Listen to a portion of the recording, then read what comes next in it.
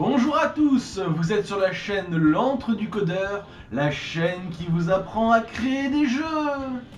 Aujourd'hui, je vous présente un exemple de jeu que je viens de créer pour vous.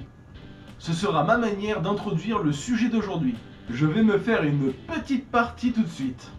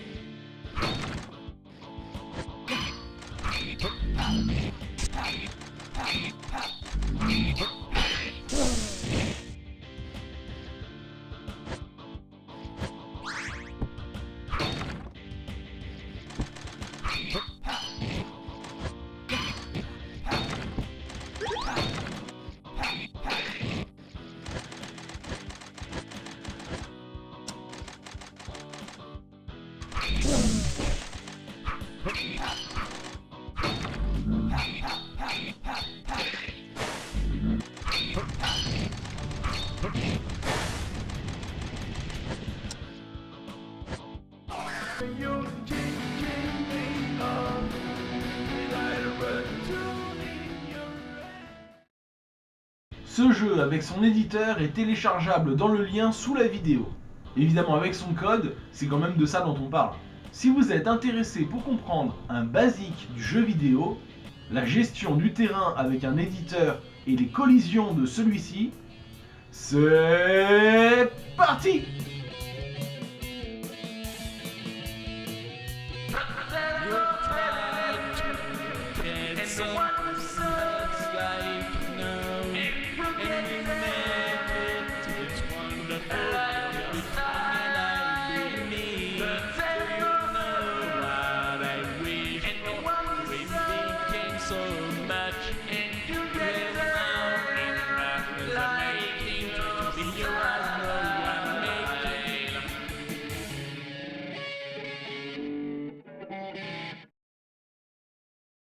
On va partir avec un exemple plus simple que mon jeu pour introduire les terrains, pour s'intéresser à l'essentiel. Notre terrain sera composé de carrés. Je vais vous aider à faire un éditeur. C'est plus facile qu'il n'y paraît. Donc pour créer un éditeur de niveau, 3 étapes. Charger les images et charger un tableau à 2 dimensions depuis un fichier.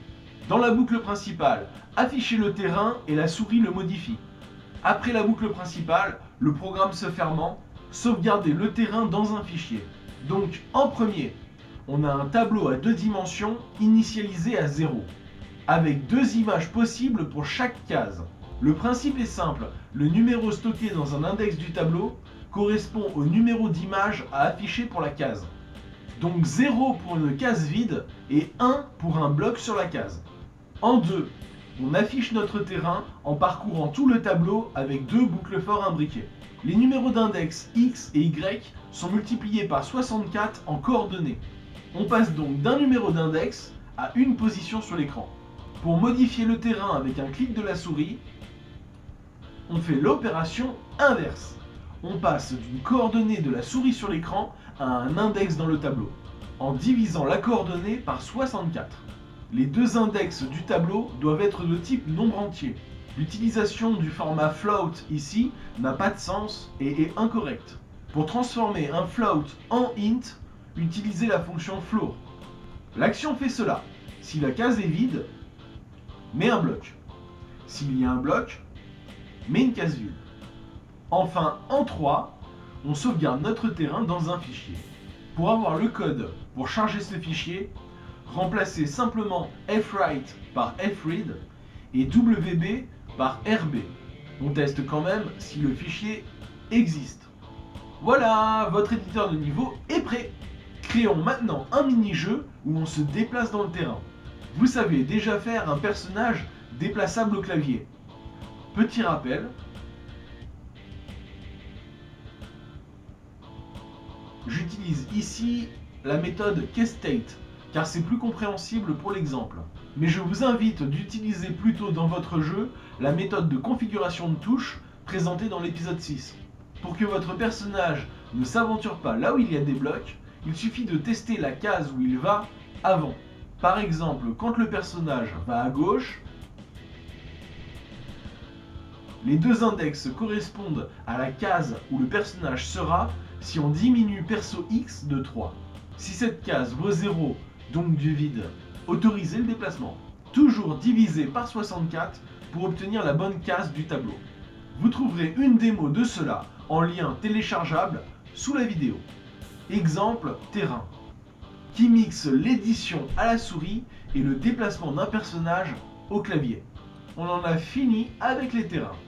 Maintenant, en développant mon jeu de plateforme, je me suis rendu compte qu'il y avait 3 petites choses dont je ne vous avais jamais parlé. Si vous regardez les sources, vous allez peut-être tomber dessus. Quelques explications s'imposent, et après, grâce à cela, je vous donnerai ma méthode pour gérer des entités qui ont plusieurs états. Par exemple, marcher, respirer, attaquer, etc. Donc 3 choses. La commande goto. Vous pouvez spécifier ce que vous voulez là où j'ai marqué nom d'étiquette. Lorsque l'exécution arrive sur le goto, elle saute directement à l'étiquette spécifiée, là où son nom est indiqué avec les 2 points. Ne pas trop utiliser cette commande, les codeurs la déprécient. C'est amusant d'ailleurs parce que l'ordinateur des sauts, il ne fait que ça. Deuxième chose, l'instruction include permet de séparer votre code en plusieurs fichiers. À la compilation, l'ordinateur copie le contenu du fichier spécifié à la place de include.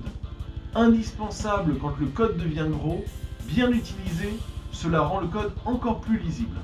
Par exemple, avec dans toto.cpp, donne finale pour l'ordinateur, ajoutez vos fichiers de code avec Add Files en cliquant droit sur le nom de votre projet à gauche. Important, pour utiliser include de cette manière, vous devez faire quelque chose dans les propriétés de votre projet. Dans Properties, vous devez décocher la case des fichiers de code nouvellement créés. Et cela 2 fois pour debug et release.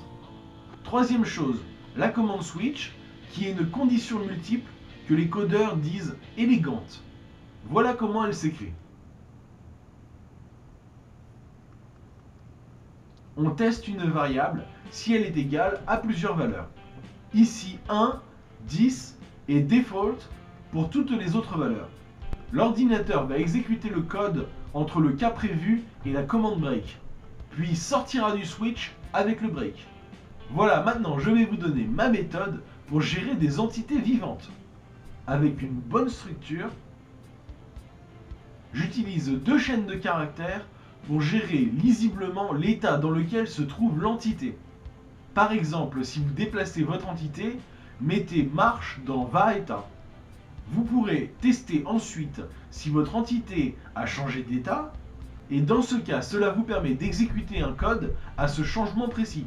Ensuite, vous pourrez par exemple animer votre perso tout au long de la marche. Cette méthode permet de séparer chaque état de votre entité, et cela m'a toujours été très utile. Utiliser les includes dans ce système rend les choses encore plus lisibles. J'ai utilisé cette méthode dans un jeu de combat, dans un RTS et même dans un beat'em all. C'est toujours mieux de compartimenter les fonctionnements. Bon, c'est fini. Je pense que bon nombre d'entre vous ont du mal à créer un système d'entité, alors que c'est plus intéressant. C'est pourquoi je vais m'attarder dessus dans la prochaine vidéo. Je pense de faire un système de feux d'artifice et même un système d'oiseaux groupés. Voilà, si vous avez aimé ma vidéo et le principe de la chaîne, mettez un pouce vers le haut et abonnez-vous. Si vous postez des commentaires, j'y répondrai avec plaisir. Alors voyou!